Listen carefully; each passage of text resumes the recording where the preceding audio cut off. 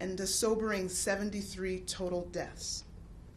We've also seen in the count the death of an individual from the Stateville Correctional Center. There are 12 men who were incarcerated at Stateville who are now hospitalized, several requiring ICU and ventilator support.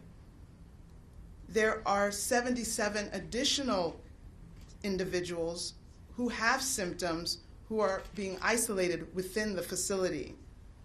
We also know of 11 staff who have symptoms and are being appropriately isolated. Congregate settings, such as Stateville, any other correctional center, pose unique challenges in stopping the spread of disease and protecting the health of individuals who live and work there. Those who are incarcerated obviously live and work and eat and study and recreate all within that same environment, heightening the potential for COVID-19 to spread really quickly once it's introduced. The options for isolation of COVID-19 cases are limited in this focused setting, and it becomes very difficult depending on the size of the facility and the population that's already in the facility. Ideally, all cases should be isolated individually and close contacts should be quarantined individually. I know our partners at the Department of Corrections are working innovatively to try to create the best situations for these facilities. But some correctional facilities and detention centers do not have enough individual cells. And so we are considering isolating multiple laboratory-confirmed COVID-19 cases together as a group, or quarantining close contacts of a particular case together as a group. Additionally, incarcerated individuals may have medical conditions that further increase their risk of disease from the COVID-19. We do know that Stateville has an older population of incarcerated individuals, so they are at greater risk of experiencing severe illness. Our focus right now is ensuring that these incarcerated individuals receive the appropriate medical care that they deserve and need. Public health officials are working with the medical staff and physicians who work in the correctional facilities on isolation and quarantine guidance, as well as healthcare triage. Incarcerated individuals who show symptoms are being tested for COVID-19. The Illinois Department of Corrections is taking a number of steps to control the spread of COVID-19 in its correctional centers. Staff who work with the individuals in isolation and quarantine, as well as in the health center, are wearing protective equipment. Staff are also having their temperature checked daily as they present to work each shift. Correctional centers with a confirmed case are placed on lockdown, which means that there will be no movement around the facility except for medical care. Other congregate-type settings are also experiencing clusters of cases. Of course, nursing homes, which we have talked about numerous times, assisted livings, and other long-term care facilities across the state, including those in Evanston, Joliet, Taylorville, and Belleville, have all seen clusters of cases. Public health officials continue to provide guidance and assistance on infection control practices, resident monitoring, isolation, and quarantine. While our response to the coronavirus pandemic has been aggressive and robust, we must all continue to do what science has told us works: social distancing, washing our hands, staying home. Please continue to stay home as much as possible. We have to all do our part to end this pandemic. And now I will summarize comments in Spanish. Creo firme en la gente. Si compartes la verdad, puedes depender en ellos para enfrentar cualquier crisis nacional. El gran punto es traerles los hechos reales. No sé exactamente si que fue Abraham Lincoln o General MacArthur que han dicho esas palabras, pero sin embargo el mensaje es el mismo.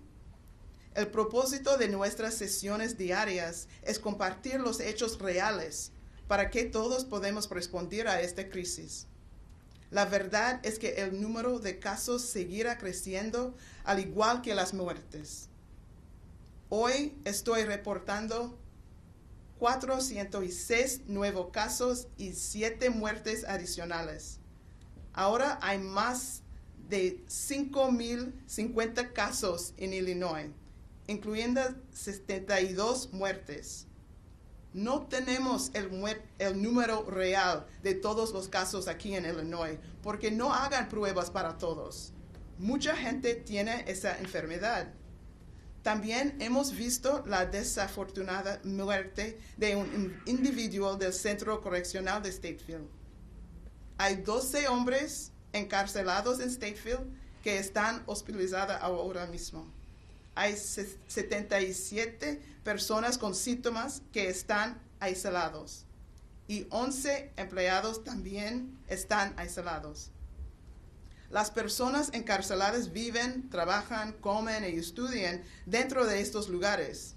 Hay gran potencial de transmisión de COVID-19 en estos lugares.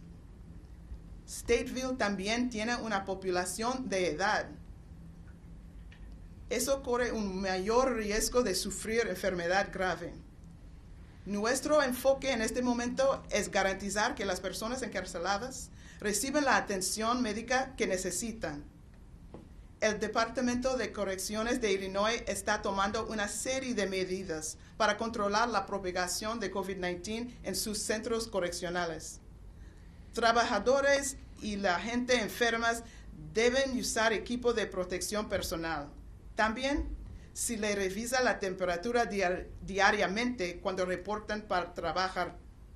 Los asilos de ancianos y otros lugares donde vive gente que necesita ayuda en Evanston, Joliet, Taylorville y Belleville han experimentado grupos de casos. IDPH sigue trabajando con estos lugares para asegurar que no están lo más seguros que posible. Nuestra respuesta a la pandemia ha sido agresiva y robusta.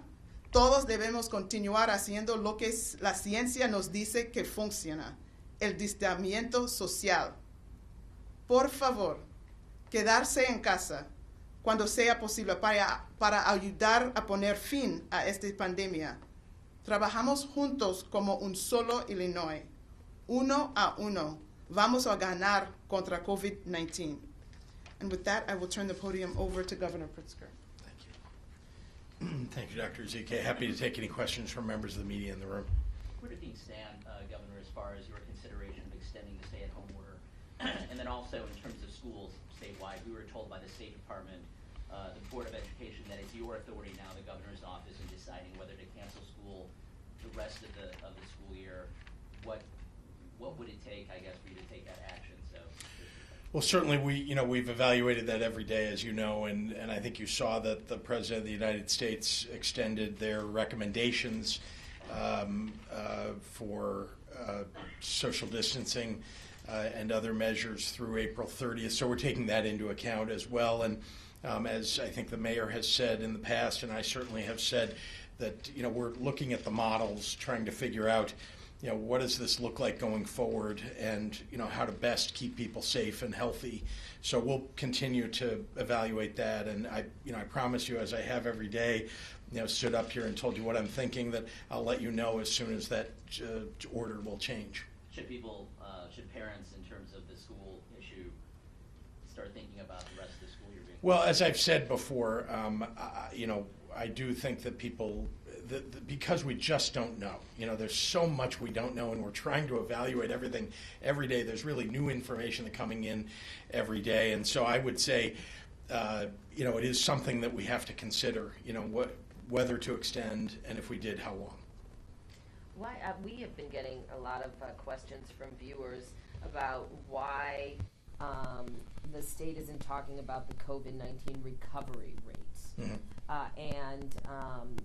if you could kind of talk about that, and if that's something you'll consider doing, if possible, moving forward. It is. I know there are some areas, cities, or other states that have reported a recovery number. Those are difficult numbers actually to obtain. Think about yourself. If you got the flu and you maybe saw your doctor, and then you went home and you were at home and you were recovered, you don't call your doctor at the end of your recovery and say, I'm recovered now. And so collecting that information from people who go home, have COVID-19, once they're done, is somewhat more difficult than you might imagine. Having said that, we are working with the county health officials all across the state to get that data. It's a little easier in slightly more urban environments to obtain that data, a little harder in more rural environments, but we are working on collecting recovered. I will say there are quite a number, and I think Dr. Zika would back me up to say this, we do know there are quite a number of people who've had it, who've recovered. We also know, I think, we're all coming to the conclusion, I shouldn't say we all, the experts are coming to the conclusion that people who've had it and recovered are likely to have developed antibodies that make them somewhat immune to COVID-19 going forward. And we think that's a positive sign anyway for what could happen on the other side of the peak that we're likely to see. Essential businesses, health clubs or condo associations that are deciding to keep their health clubs in their buildings open while health clubs are closing down. And essential businesses, some are saying, I'm shutting down, but my competitors are staying open. I'm going to go out of business. I mean, how are you regulating essential businesses that stay open or don't? And what do people do about health clubs? Well, to talk about health clubs, I mean, the fitness centers of any sort should be closed, period. And to the extent that there's some condo building that is maintaining their open fitness room, I would suggest to them that the members, the people who live there, the condo owner, insist on being closed because it is going to spread COVID-19. And so I would just suggest that people they also have the ability to call the city and the ability to call the state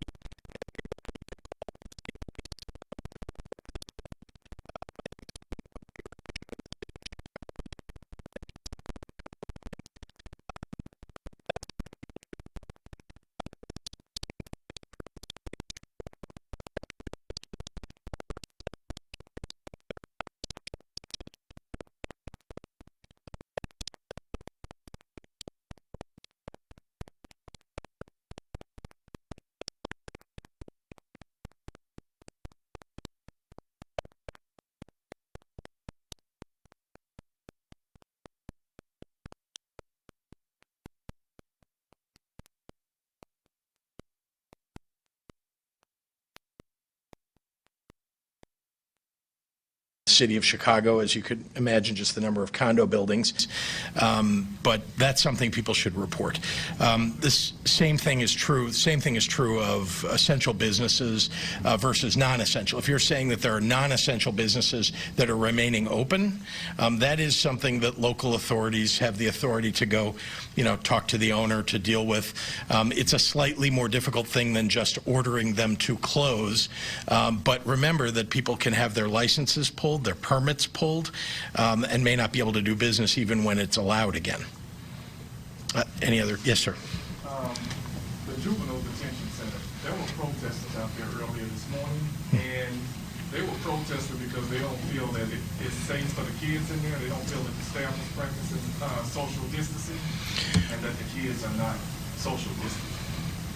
Well, what I can tell you is that there are protocols that are being followed, and in fact, there's PPE that's being distributed throughout those facilities. So, I understand there are people who are concerned about anybody that's incarcerated. I am too, but we're doing the best we can in order to make sure that these populations are distanced from one another, so that there's the least possibility of conveying COVID-19 to each other.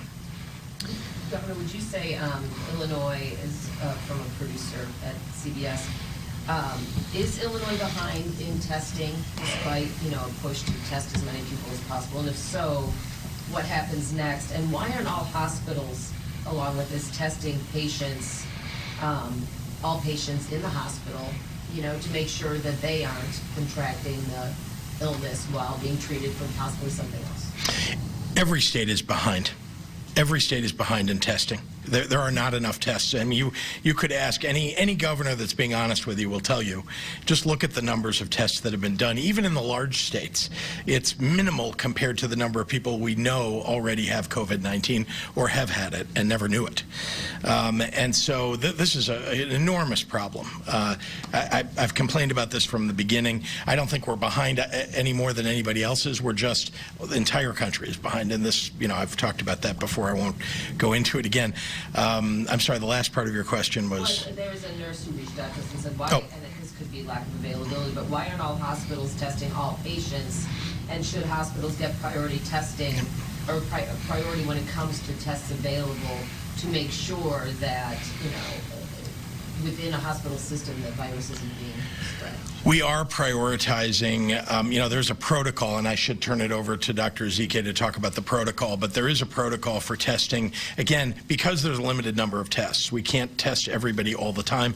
I am very, very excited about the development of this rapid Abbott test that's coming out. This is a test that will take no more than 15 minutes to determine, you know, a few minutes to determine if it's positive, 15 minutes to determine if it's negative. This is, I mean, if we can produce enough of those, we can make a real difference. The problem is that Abbott can only produce about 50,000 of these a day. Now, that may sound like a lot, but there are 50 states in the United States. There are 320 million people in the United States. 50,000 a day isn't going to get us where we need to be across the nation, and we aren't going to be able to hive off enough of those for Illinois for it to be, you know, a significant. Having said that, Abbott has been tremendously generous to us in the state and willing to work with us with this new test, and so we'll be implementing it in a variety of places based on prioritization. Certainly our healthcare workers and our first responders are top of that list, and as you know, we have some drive-through sites that are dedicated to them. But I want to turn it over just to talk about the protocols. Yeah, so I just want to make sure that everyone is aware that, you know, obviously everybody has not gotten tested, and because of the shortage, which Governor Pritzker has been fighting for so long, since the beginning, we were trying to have a priority scheme in terms of using our limited resources. But we definitely want all hospitalized patients to be tested. We want all of our seniors, who we already know are seeing the brunt of the severe complications and deaths. So we want our seniors, especially those with the pre-existing conditions. We know that people with high blood pressure, people who are on dialysis, lung disease, heart disease, cancer patients, pregnant people actually fall into that list. Anybody who is high risk, that person should get the test. We know that people in nursing homes, people in these congregate settings, our inmates and our nursing home and long-term care residents. So all of those people we are prioritizing. A lot of these commercial labs take 4 to 7 days, if not longer, to get the results. That's not really helpful when you're trying to make decisions in the moment, trying to decide who should be isolated or segregated. So the IDPH lab, again, has probably one of the fastest turnaround times, and so those priority patients should be sent to us so that we can get you the results you need to make important decisions. We have to get to some questions from reporters on the conference call. What assurances can you give the loved ones of prison inmates that they will be kept healthy and have access to adequate medical care? Well, let me begin by saying that this is, any congregate setting, as Dr. Ezike talked about, is a challenging situation. We are doing everything that we think we can do, including, as I've pointed out in previous press conferences, to look at low-level offenders, people who are serving short time, maybe people who have a year sentence and have already served 6 months and may not get enough good time to get out. Earlier, we're looking at, and in fact already have, released a number of people that fit into that category, including pregnant mothers who have been incarcerated, have been let out. So we're doing the best we can, and also in the facilities, we have the director of the Department of Corrections and the various wardens are working very hard to segregate the populations of people who, you know, may have COVID, who do have COVID, and those who do not, who likely do not or haven't shown any symptoms. Is the drop-off in new cases today compared to yesterday an indication that we are flattening the curve in Illinois? No. I'll speak for Dr. Zike when I say to you that you really have to look at a trend, not a single day. And so we'll see. We'll look at tomorrow's numbers and the next day and the next day. But part of the reason that the numbers fluctuate is because we get reports from commercial laboratories in a different fashion than we get the reports from our state laboratories or from hospitals in the state. So when a test gets sent off to Quest or to LabCorp or another commercial facility, as was indicated, it could take 4 to 7 days. Well, that report is different than the one that came 24 hours, from the state lab, let's say. And of course, if the Abbott tests, when they come online, we'll be seeing sort of short run, medium run and long run testing all be reported at the same time. So really look at the long-term trend. But Dr. Zeke, do you have anything to add to that? No, and this is why this is my favorite governor. He has studied all of this stuff and along with us, like he's saying, the data, there's a lot of data that we're looking at. You can't look at data day to day. You really, like he said, you have to look over trends. So if you look from one day to the next day, there might be a blip, maybe some lab that normally sends the information by our 10 o'clock cutoff, maybe they didn't send it that day till 10:30, so all of a sudden this will not look the same as the normal trend. So again, looking at days trends, weeks trends gives you a lot more information. It's very hard to decipher like hour to hour or day to day trends. But we know, and what we expect, what science has taught us, what epidemiology teaches us, is that we know we're still in an exponential growth phase. And so we will continue to see increasing numbers. And yet, despite that, we know that that does not represent all the cases that we have in Illinois. As the state looks to ramp up the number of tests available, is there any concern about the availability of supplies needed to run the tests, like swabs? Yes, absolutely. There continues to be concern about supplies. There are a number of supplies that are necessary in the process of issuing a single test, processing a single test. Not just the machinery to process the test, but, everything along the way, the viral transport media, the swabs themselves, the RNA extraction reagent that's required. So these are all things that you have to have on hand at every lab at all times in order to be able to do the maximum amount of capacity testing that you'd like to do. And it's true that at some of the labs, at sometimes of a certain day, they may run out of one or another of those pieces of the testing process, and that will slow down or stop the entire process. This will be our final question. What is the cost to the state of its response to the coronavirus outbreak so far, and what is the estimated cost to be in the months ahead? We're certainly keeping track of that, but I just want to emphasize to everybody that, and I don't have a total number to report today, but I want to emphasize to everybody that my number one concern right now is making sure that we get the testing that we need, to making sure that we have the hospital beds that are necessary, making sure that people get the treatment that they can get from hospitals and doctors, that we have the personnel that we need to treat people. And honestly, the cost is a consideration. We don't want to get gouged in any of those things, but I am focused on delivering the health care that is necessary to keep as many people safe and healthy and alive as I can. All right. Thank you, everyone. Thank you.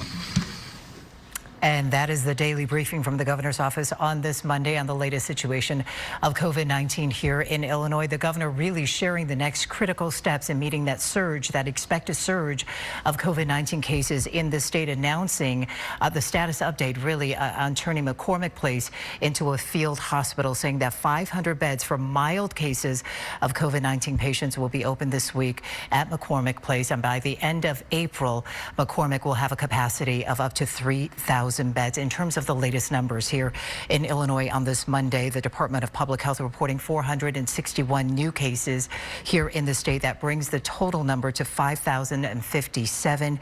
This does include 8 additional deaths, and a total number of people who have now died from COVID-19 in Illinois now stands as 73. You also heard one of the reporters, actually Eric Kahn from ABC7, asking the question on the minds of so many, will the state see an extension of the stay-at-home order and the statewide school closure pressure. The governor saying only that he continues to evaluate the situation right now. But right now, those dates remain in place, saying that he will let us know as soon as those states may be changing for the state of Illinois. And that's the latest today from the ABC 7 studios right now. Of course, we'll have extensive coverage online, as always, 24/7 on abc7chicago.com. And I will see you back here shortly for Eyewitness News at 4 p.m. For now, I'm Judy Sue. Stay well, everybody.